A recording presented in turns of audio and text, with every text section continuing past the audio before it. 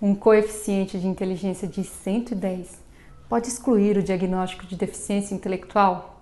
O que você acha? Nesse vídeo, iremos discutir sobre isso. Como é que é feito o diagnóstico? Como é que é feito o manejo? E será que um coeficiente de 110 exclui esse diagnóstico? Então vamos lá? Meu nome é Luana Frick, sou psiquiatra da infância e adolescência. E meu objetivo é ajudar médicos, estudantes de medicina, educadores e profissionais da saúde a entenderem melhor os transtornos da psiquiatria infantil.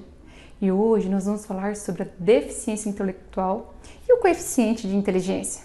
Alto, baixo, o que é preciso para a gente fazer esse diagnóstico? Vamos lá? A deficiência intelectual é caracterizada por uma limitação significativa no funcionamento intelectual e no comportamento adaptativo, expresso em habilidades adaptativas conceituais, sociais e práticas. Essa deficiência origina-se antes dos 18 anos, ou seja, no período do neurodesenvolvimento. E uma meta-análise recente concluiu que a prevalência média da deficiência intelectual em todos os estudos é aproximadamente de 1%. A prevalência é maior no sexo masculino, tanto na população adulta como na população da infância e adolescência. E sobre a etiologia? Quais são as principais causas de deficiência intelectual? A etiologia de deficiência intelectual é heterogênea.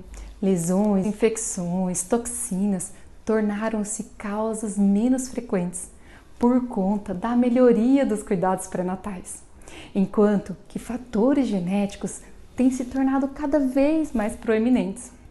Nenhuma etiologia específica pode ser encontrada em 40% dos casos. Particularmente, isso acontece na deficiência intelectual leve. Influências ambientais, como desnutrição, experiências de privação emocional, social, pode contribuir ou agravar a deficiência intelectual. Compreender a etiologia da deficiência intelectual levanta a possibilidade de um tratamento ou prevenção de alguma causa, enquanto em outras situações pode permitir e predizer as dificuldades específicas que esse indivíduo pode apresentar. E como acontece o quadro clínico? Crianças com deficiência intelectual geralmente têm um atraso no desenvolvimento de linguagem, dificuldade para falar, se expressar. São lentas para reagir e perceber estímulos ambientais. Elas têm dificuldades em distinguir pequenas diferenças de formas, tamanhos, cores. A capacidade de analisar, raciocinar, compreender, calcular, ter um pensamento abstrato, muitas vezes é prejudicada em um maior ou menor grau, de acordo com a gravidade da deficiência intelectual. Crianças com deficiência intelectual leve são capazes de alcançar habilidades de leitura, matemática, aproximadamente ao nível de uma criança típica com idade de 9 a 12 anos. Indivíduos com deficiência intelectual severa ou profunda não têm a capacidade de ler, calcular ou mesmo entender o que os outros dizem. A capacidade de concentração é baixa e estreita nesses indivíduos. De um modo geral, a memória é fraca e eles são lentos em lembrar, embora haja exceção. Por exemplo, quando eles são instruídos a lembrar de algo, eles têm uma dificuldade para retroceder suas memórias e muitas vezes essas memórias são imprecisas. As emoções são muitas vezes ingênuas e imaturas, mas podem melhorar com a idade. A capacidade de autocontrole é pobre e o comportamento impulsivo e agressivo é muito comum. Alguns são tímidos, arredios e retraídos. E aí, como é feito o diagnóstico? O diagnóstico de deficiência intelectual exige 3 critérios. O critério A, que é um prejuízo ou déficit das capacidades mentais genéricas. O critério B, que é um prejuízo ou déficit na capacidade adaptativa. E o critério C, que é o acontecimento desses prejuízos no período do desenvolvimento.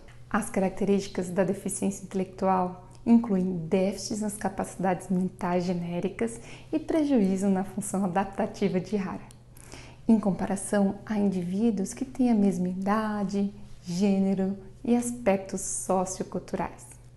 O início ocorre durante o período de desenvolvimento.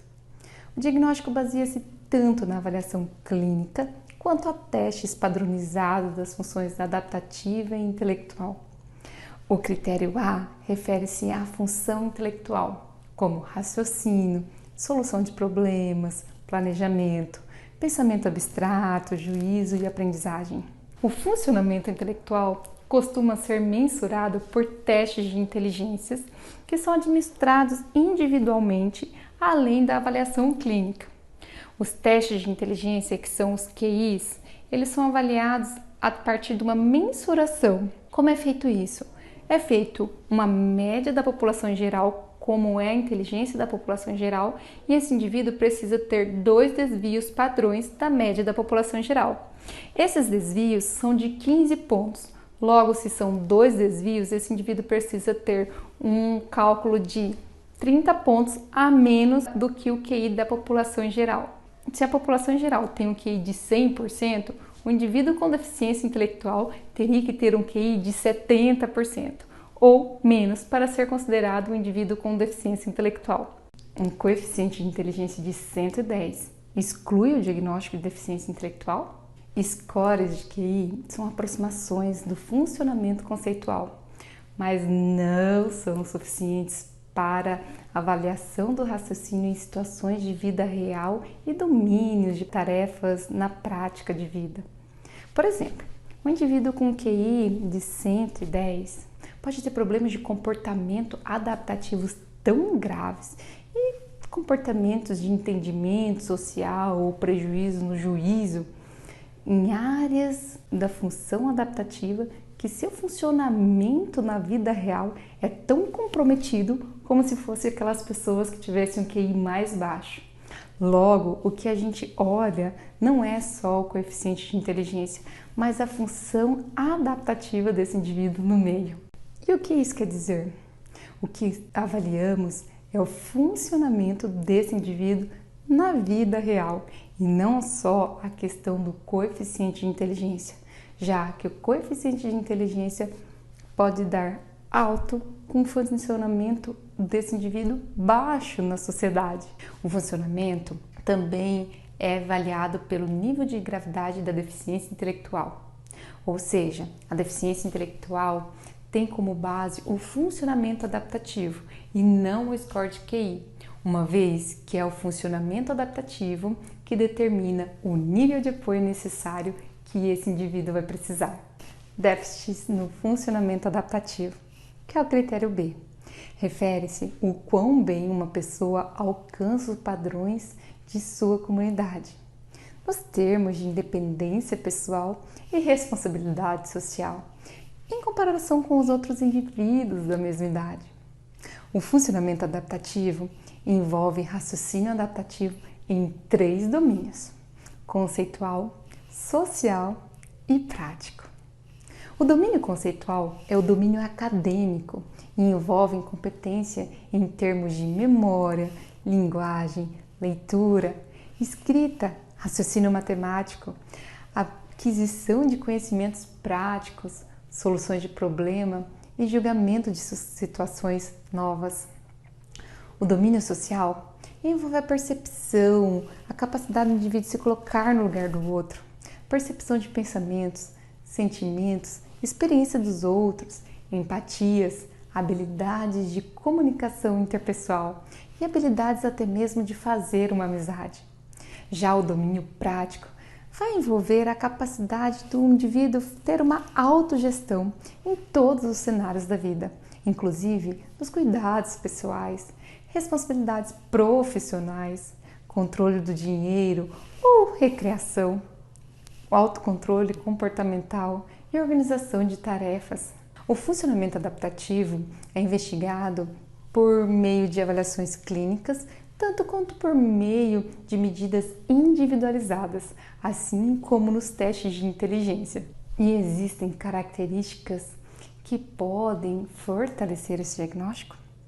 Sim, existem. A deficiência intelectual é uma condição heterogênea, de múltiplas causas.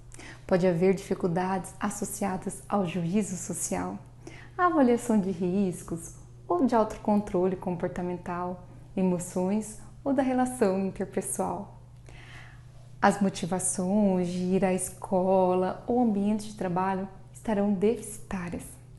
A falta de habilidade de comunicação nesses indivíduos pode predispor a comportamentos disruptivos. A credulidade costuma ser uma característica muito comum desses indivíduos. E isso envolve uma certa ingenuidade em situações sociais e tendência a serem facilmente conduzidos pelos outros.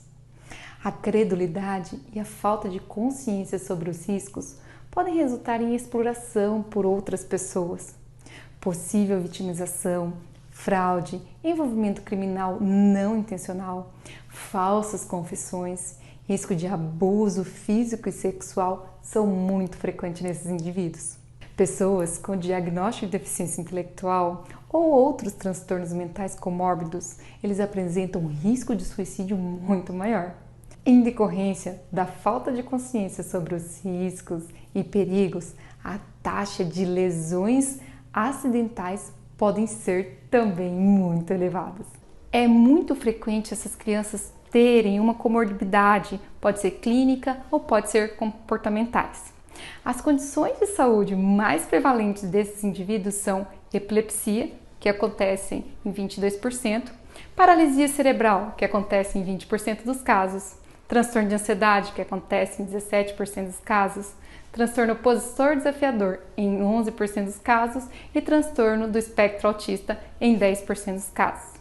Em todos os casos de deficiência intelectual, o ponto crucial de tratamento é a detecção e a intervenção precoce. Como nenhuma etiologia específica pode ser encontrada em até 40% dos casos e muitas causas conhecidas não são curadas, na maioria dos casos, o objetivo do tratamento não é a cura, mas sim minimizar os sintomas de incapacidade por meio de reduzir riscos, ensinar habilidades para a vida e melhorar a qualidade de vida desses indivíduos através de um apoio. Além disso, orientar, fazer uma psicoeducação para os cuidadores e os familiares. Se vocês gostaram desse vídeo, não esqueçam de deixar o seu joinha. Se tiver alguma dúvida, pode deixar aqui nos comentários. E aqui vai aparecer um link para acessar o meu canal.